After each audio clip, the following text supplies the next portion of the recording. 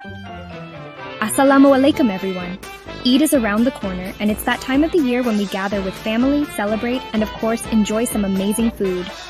But let's be honest, it's easy to go overboard. Eid feasts often leave us feeling stuffed, sluggish, or even guilty. But what if we told you that you can enjoy every bite of your Eid meal without the guilt? In this video, we'll share simple mindful eating tips so you can celebrate without overindulging. Stay tuned.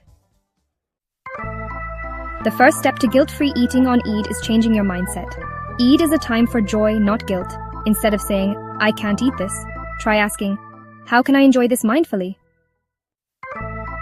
Before eating, take a deep breath and appreciate the food, the effort behind it, and the company of loved ones.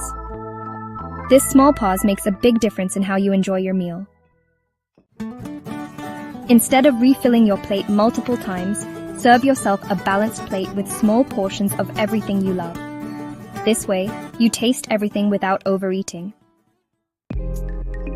In many cultures, people eat until they're 80% full, not stuffed.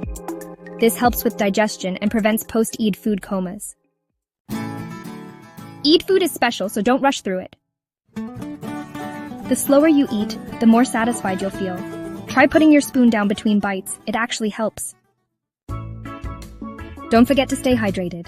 Sometimes we mistake thirst for hunger. Keep sipping water throughout the day. It helps with digestion and prevents unnecessary snacking. After your Eid meal, a 10-minute walk with family is a great way to aid digestion and avoid bloating. And of course, we can't forget about desserts. It's meet the Eid after all.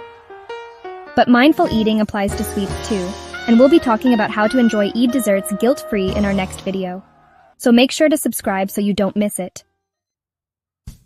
If you found this helpful, give this video a thumbs up and comment below with your favorite Eid dish.